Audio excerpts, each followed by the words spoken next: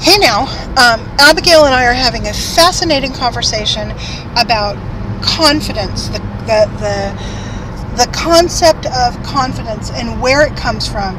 If it is a result of something that occurs in your life, or if it's something that you reach out and take as a decision and then it affects your life, or if it's somewhere in between.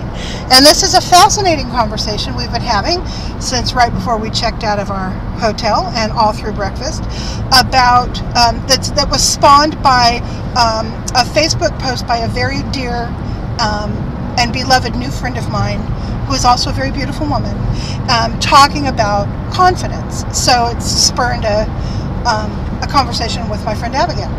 And just to bring you up to speed, we've decided that regardless of how much confidence you have, as a woman, you are going to attract only from a certain pool. For example, I am a confident woman. I get hit on, but I doubt that a Kennedy is going to hit on me for many, many reasons. Also, a 27-year-old fitness buff is not going to hit on me unless he's a fetishist.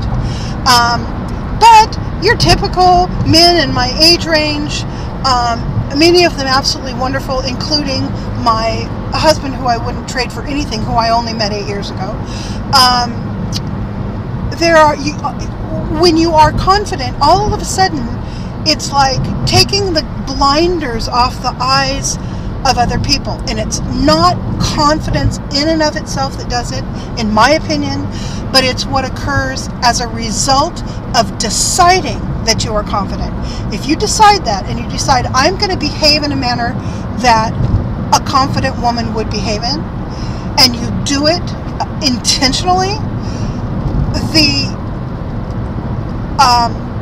the rewards can be amazing. Like I was telling Abigail, if you consciously change your affect, you can change the effect it has on other people.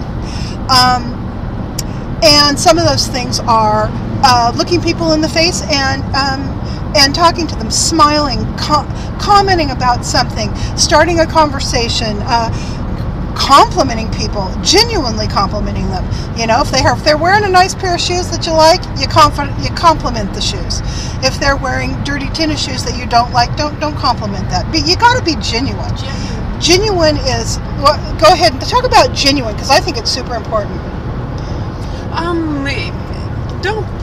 Never be a liar. Never be a faker. That's stupid. Nobody likes fakers, and everyone can sense that. Agreed. And but if you see somebody with a pretty barrette in their hair, compliment them on their barrette. They deserve that, and you should do that. And you come across as confident enough to tell them they have a pretty barrette in their hair, and it benefits both of you. Non-confident people don't compliment other people. And I agree with what Cheryl is saying. You can project confidence, and it becomes you. Because when I started working with the public in hospitals, I had to pretend I was competent and confident. Otherwise, I couldn't get the patients to behave in the way that I needed them to. Incidentally, she worked in a prison, if that tells you anything. Well, I've worked in hospitals for 30 years, and I was young and non-confident and non-competent when I started. But if you came across as confident, your patients would do so much better. And that's when I learned to be confident. You come in there and you tell them what to do and how to do it, and as if you knew what you were doing. They did it well, and it was good for them. And I learned to be confident. And I carried over into my real life. And she, of course, she's talking about work confidence, and which is, as my friend said, one type of confidence. And it affects everything in that realm. We were talking about a romantic confidence, the confidence that occurs, the confidence that will attract men to women. Essentially, was where we started with the conversation. But my confidence as a competent worker gave me confidence as a woman, and confidence in all aspects of my life. And I agree with that completely, because it's something similar happened to me. With me, my confidence started with deciding that it was okay not to have a man in my life, that I was going to be a single cat lady for the rest of my life, and that I didn't really care anymore that other people men might see me as just a fat old lady with gray hair. That's fine, I don't care.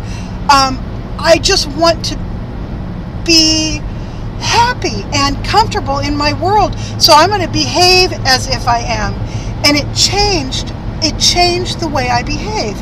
Instead of keeping my eyes down, not wanting to go out, not saying anything, having a chip on my shoulder, all of that, I just swept that all away and started behaving like I would see other sparkling, beautiful women behave. And like what Abigail said, complimenting people, starting conversations, going out and dancing by myself because I was either by myself or I was with a bunch of girls, whatever. And it literally changed. It fills you up. It fills you up. It fills you out. It colors you in. And it's amazing how attractive that can make you to other people, both men and women. You know, platonically and erotically, both. So that's I don't know. It's just oh, and the other thing about confidence, in and of itself, it does nothing. You absolutely must behave within your inside a confident space. You don't feel it. It's something that you behave as if. And I absolutely hate that term, fake it till you make it, because that is not what I'm talking about here. There's no faking confidence. There is behaving as if you have it authentically. And that's why Abigail said, you know, don't compliment somebody on something that you don't really like, because that's faking it. But stepping outside your comfort zone, smiling at the man standing next to you pouring his coffee in the breakfast line and saying, wow, you know what, you smell wonderful. I bet your wife got you that lovely cologne. Or, you know, that's a great tie. I mean, if you like the tie. Or you've got beautiful hair if he has gorgeous hair. These things fill you up, and then they fill up other people. And people, it's a kind of positivity that spreads to other people. And people need that, and they flock to people that have it. Yeah. So anyway, that's as far as we're going to go with confidence right now, only because we've been going for 9 minutes, and that's about the top out of a YouTube post. So anyway, I know we will talk about more of this as we continue on our journey. Oh, we're heading to Castroville to buy artichokes right now, so you know more about that later. Bye.